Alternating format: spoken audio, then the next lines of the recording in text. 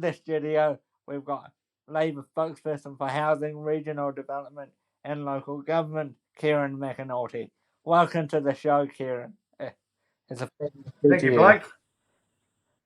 How's it going? Doing fine. Hey, what do you start us off? What are your opinions on the government's announcement a few weeks ago that they were going to strip back the councils to nice to have? Well, I think it's a load of rubbish. The fact of the matter is that this government has made some decisions that have tied one hand behind councils' backs. They scrapped the affordable water reform, which almost immediately meant that rates had to go up. And there was also a piece of work done by the Labor government called the Review into the Future of Local Government, which made some recommendations. That was an amazing document. It really was. And it was recognition of the fact that local government is no longer fit for purpose and there needs to be some changes. And at core to that is that the rating system is unsustainable and councils only have one option to do the things that are expected of them by their communities, and that's to put rates up. But the review was to look at alternatives so that the pressure wasn't on households. And this government scrapped it in its entirety. So councils only have one option, and that's to put rates up. And then after doing those two things and looking at withdrawing the funding or restricting the funding that government does give local government, they then have the gall to turn around and blame local councils for the situation that they're in. And I thought it was disingenuous and it was cynical. One of the things that came through in that particular report as well, and it actually came up on this show last week when we were talking to Tori Whānau and Angela O'Leary from Wellington and Hamilton sittings, they're really concerned about some of the actions that happen within their councils, that there's no real accountability measures in place at the moment. And that was one of the things that came through in the report, was to set up like an independent ombudsman to run basically any kind of accountability issues that pop up across all councils and give you a uniform understanding of rules for councils to go into. Have you come across many issues with local councils who want something like that and kind of feel like they've been left out of the loop by the decision to dump this particular sort of suggested reform? Yes, when I became Minister for Local Government, the review was not far from reporting back. And when it did report back, I said to LGNZ, Local Government New Zealand, they've got a real opportunity here to identify which of the recommendations they support. I wasn't interested in exploring another divisive reform. We just got our head around the changes that needed to be made in water reform and landed that in a place where we had the majority of support for councils. But it's fair to say that it was quite a rocky road up to that point. And I wasn't interested in going down that path again. So LGNZ went away and consulted with councils, and I've made them a promise that if they could come back and demonstrate broad support for those recommendations, or at least demonstrate which recommendations had broad support, then I would take it to Cabinet. Then there was an election and obviously a change of government. And so that report that they provided the new minister was completely dismissed. And I've been told that there were some recommendations that got as high as 85% support across councils, which is actually a phenomenal achievement and credit to LGNZ, the way they conducted things, because you've got all councils the size of Auckland right down to councils with only a handful of ratepayers. And they all have, whilst they might face the same challenges, they've all got their own perspective. They've all got their unique issues. And to get them all to give that level of support demonstrates a high level of working together and coordination, collaboration, etc. So that was a real chance. And so I do think there is a real appetite amongst the local government sector for some changes. I think it's fair to say that if we were asked today to design local government structure for New Zealand, we probably wouldn't come up with the one that we've got. And so we don't want a situation where government dictates to local government, but you want to make sure the system is set up so that it's easy for communities to make the decisions that are right for them. Have you had much feedback actually from those communities around the Māori ward referendum? And I'm sure it's a heavily loaded question of what would Labour do when they get in at the next election around the Māori ward referendum? Yeah, well, we strongly opposed what the government did. It is quite clearly, to any objective observer, an action that was motivated by race and race alone. The calls from the government, the pleas for local democracy and localism and all those sorts of things, utter hypocrisy when they then turned around and imposed their view on councils that had already made their mind up. And it's quite telling that only 2 of the councils that had put Māori wards in decided to scrap them as a result of this government decision. The rest of them have held firm and said, no, we made this decision because we've already consulted with our community and we believe that it's best for us to have Māori wards. And so that in itself is a clear showing that the government got this wrong. And even then, councils were put in an impossible situation because they had to weigh up the cost to their ratepayers of holding a referendum. And no doubt that would have played a part in those 2 councils that voted no, because in voting yes, they are basically voting to spend money on a referendum. So it wasn't a straightforward decision for them. But, as I say, the vast majority voted to keep them. It's a really important piece of information here is that all we did when we brought in this change was make the process for setting up a Māori ward exactly the same as any other ward, as it should be. Why should setting up a Māori ward be more difficult than other wards? There's no justification for that. But a crucial part of this is that it was not compulsory.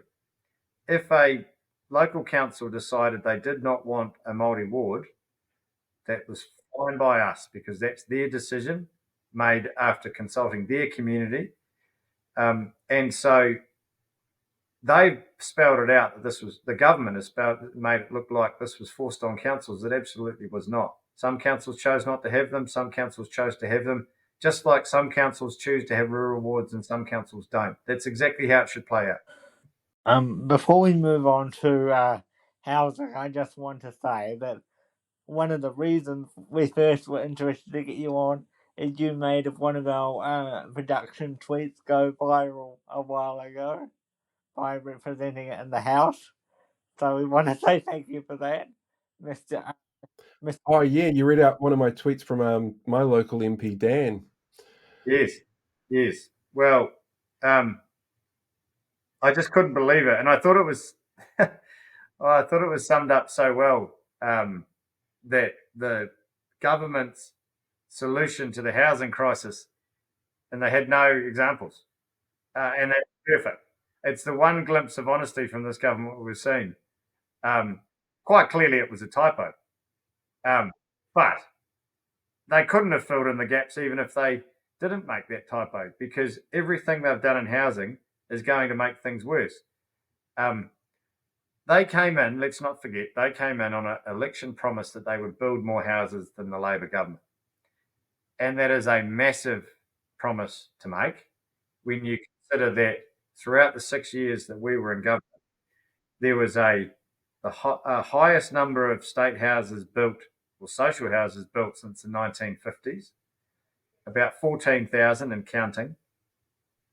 There was record level of consents being issued, record build activity. For the first time in a long time, the number of first home buyers entering the market was increasing, and we had the highest number of apprentices trained in decades. And now, since the changes that we've made, the government's made, you've seen Kainga Ora stop building houses. The funding going to social housing providers scrapped to the point where they're only going to be funded for $750 a year from next year, when Kainga Ora alone built 5,000 last year. And they only paid for that by scrapping the first home grant, which helped around 10,000 at least 10,000 people a year into a home, into their first home, it's just going to go backwards. And I haven't even touched on emergency housing. They're sitting there crowing about the number of people in emergency housing dropping. Well, of course they have, because they're not letting people in.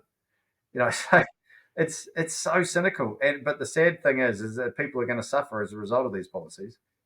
We've had a question come in from a viewer that I'll read out to you because it covers this topic as well. Mike wanted to know, do you feel that Bishop actually has an understanding of his role as housing minister? Look, when Chris Bishop says that he wants to see houses being built, I do believe him. But he should be upfront with the country and say that he has a fundamental belief that it's not the state's job to build social houses, that he believes that the free market will deliver. And on that, we fundamentally disagree, because we've tried this before so many times in this country and it doesn't work. The 9 years of the key national government, the number of social houses in this country went backwards by 1,500. The free market does not deliver when it comes to social houses. And community housing providers, which is the government's provider of choice, will build houses if the government funds them. And because of the choices that this government has made, they don't have money to fund them. And so they've decided to give landlords a $2.9 billion tax cut, and which will see competition increase on existing houses rather than investment going into new houses. That was the settings that we had, and it was working. And they've stripped $1.5 billion out of the housing budget. So I do believe him that he wants to see houses being built, but it's a simple example of saying one thing and then bringing in policies that will do the exact opposite. Some of that money for emergency housing was taken away and used to write that report, wasn't it? The Bill English report on. There was money taken out of transitional housing, specifically for youth, which madness.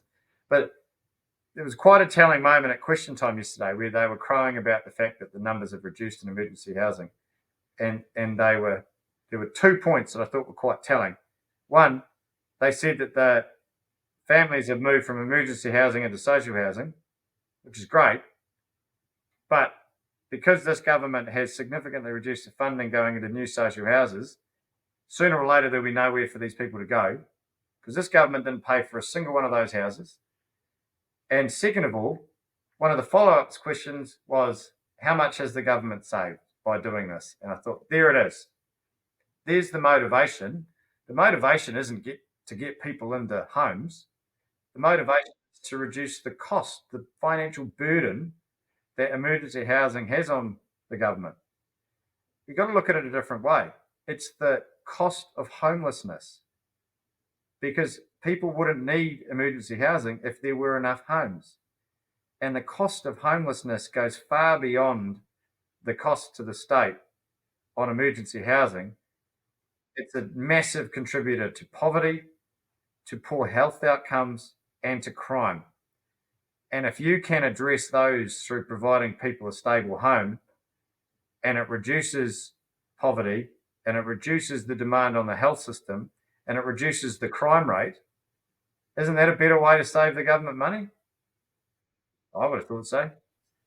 You'd think so. But that just sounds logical. You can't use logic with this government. No, you absolutely cannot. And it's disturbing when we've got plots sitting empty that are perfectly usable. Absolutely right. That would have been built on if the Labor Party was still in government. And a crucial stat that I don't think is well known, 70% of Kainga Ora residents have a disability. And Kainga Ora has been criticised by right-wing parties like the National Party, ACT, New Zealand First, for the cost of building houses. One, when you consider the number of houses that are built, I would strongly push back on that. When you consider that 70% of Kainga Ora tenants have a disability, and that quite often requires a particular type of house in order to be accessible, that's going to come at a cost. Now, will the free market deliver homes that are suitable for disabled people? They haven't in the past, and I don't believe they will in the future. So, And as part of my advocacy, I that's what I hear from my friends. Like, I'm lucky enough to have a wheelchair accessible house, but I've got so many friends that are struggling to find houses now that they have to do a bit of Kiwi ingenuity and build on houses that are not suitable for wheelchairs. And it shouldn't be. We know that. Sorry, Blake, I interrupted It you there. shouldn't be like that. Is all I was gonna say. Yeah, it absolutely shouldn't be like that. Now, I do know that there's a strong call from the disability sector for 100% of social houses to be accessible houses, and I do believe that there needs to be a really high proportion of the houses that are accessible. The more dense you go with social houses, the more difficult it is to have 100% accessibility. Once you start to go above 2 or 3 levels, then it does create some issues. However, we are committed to ensuring that particularly units that are on ground level are able to be made available to those with a disability. It's not just wide door frames and ramps.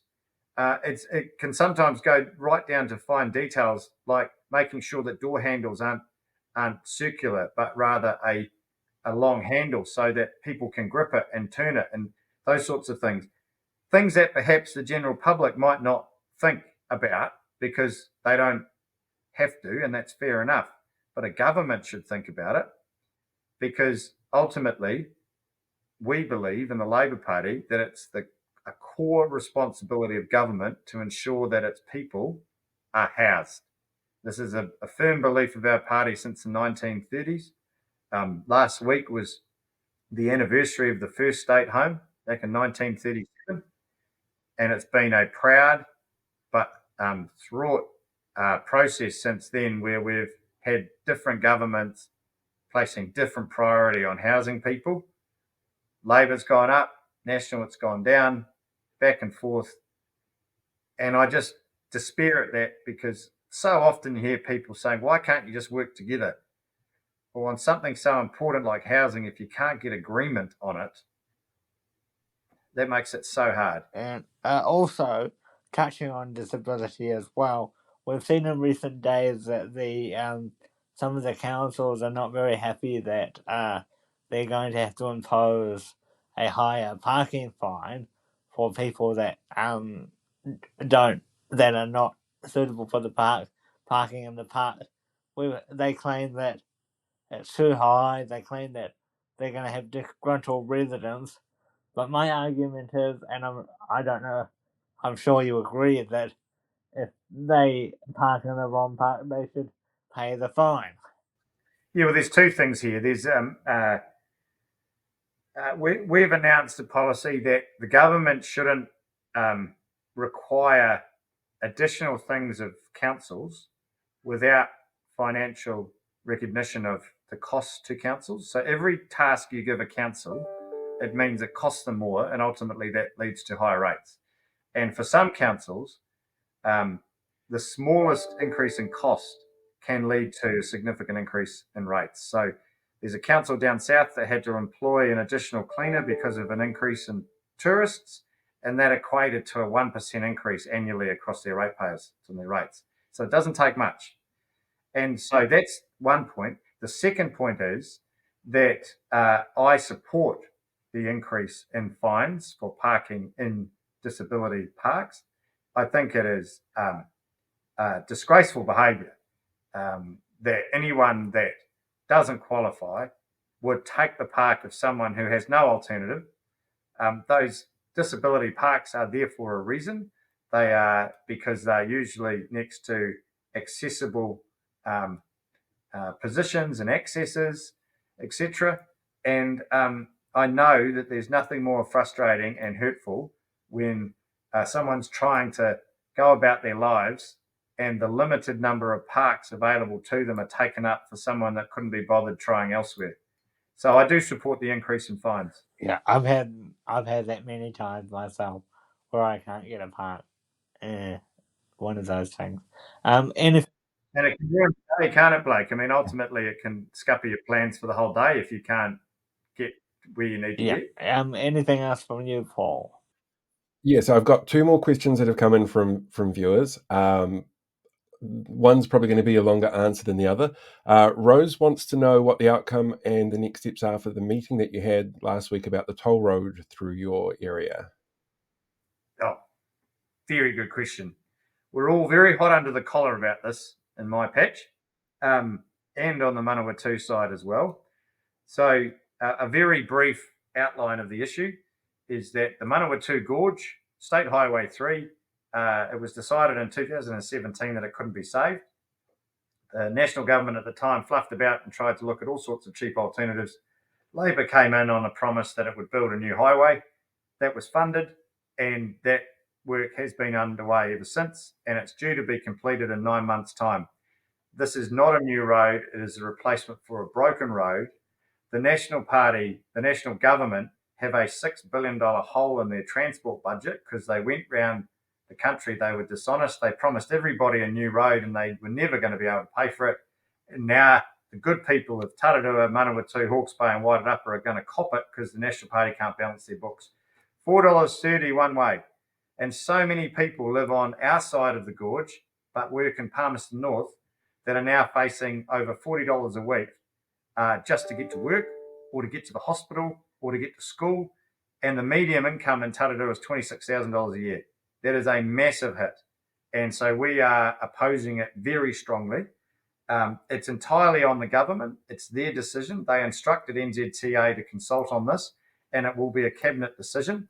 So we had a fantastic public meeting in Woodville last Tuesday, and tonight there is a public meeting in Dannevirke. So Tangi Utakiri and I will be driving up from Parliament all the way to Dannevirke to attend this meeting, and then turning around and coming straight back because Parliament's on again tomorrow. But it's so important. We absolutely stand with the community on this one, and we'll be fighting it alongside them the whole way. I see Tauranga has something similar happening to them at the moment as well. And new road that's already been paid for. Tolls do have a role to play. If a community was offered a brand new road and they were told that, look, in order to get this across the line, we need to do this with a toll, otherwise it's not going to happen, that's a different conversation. This is about a road that is nearly done, that's already paid for. These people have already contributed to this through their taxes, and it's not a new road, it's a replacement road. Whatever way you look at it, it's not right. Mm-hmm.